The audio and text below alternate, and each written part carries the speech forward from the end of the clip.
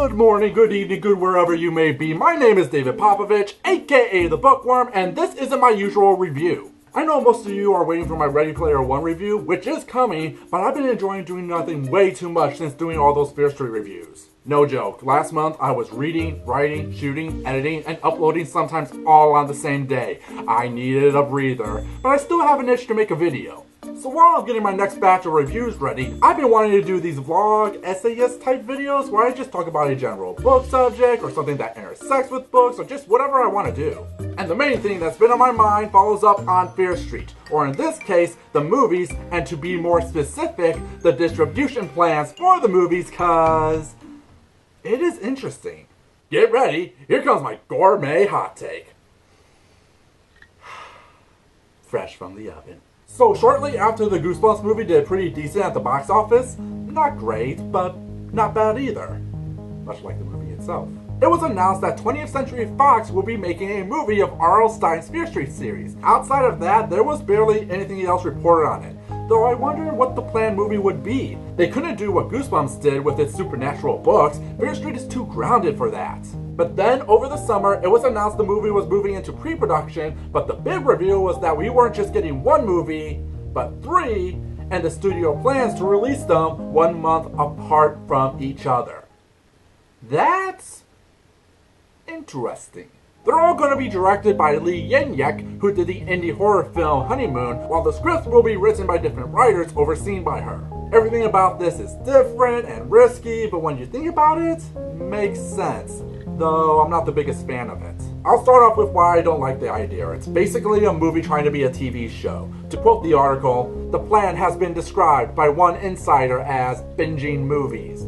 This is clearly a studio trying to have its cake and eat it too, but if so, then why not make it a TV series? Really, I feel Fear Street works better as a TV show. With the way the books are made, it would be perfect for a CW, Freeform, MTV, and do it like an anthology series like Tales of the Crypt. Heck, Amazon, Hulu, are you looking for something to compete with Stranger Things? But who knows, right now they are doing these 3 films, and as different and risky as it sounds, it actually can be smart, and no matter what happens, could turn them a profit.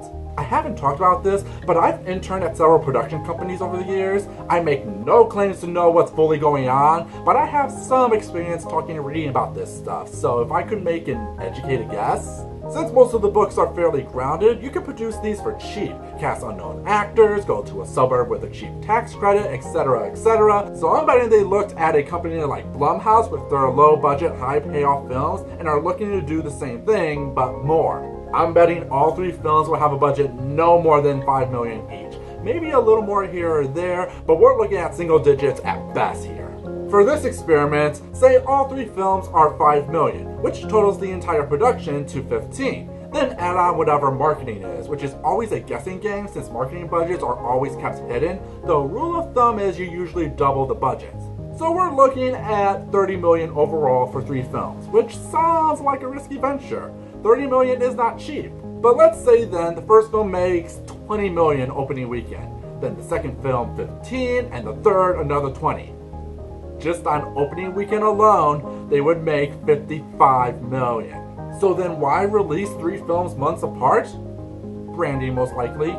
Since the series all takes place in the same setting, Fox can use this brand not only as a series, but also as an expanded film universe.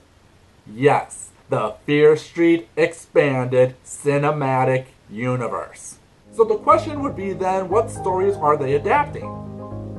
No clue. There's no word yet, and the only clue we have is that the 3 stories will take place over 3 different time periods. So odds are at least one of them will focus on the saga storyline, which you can't have a universe without an overcomplicated origin story now, can you?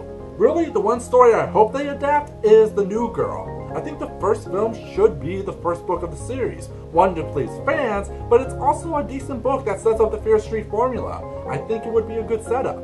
As for what I don't want to see, cheerleaders.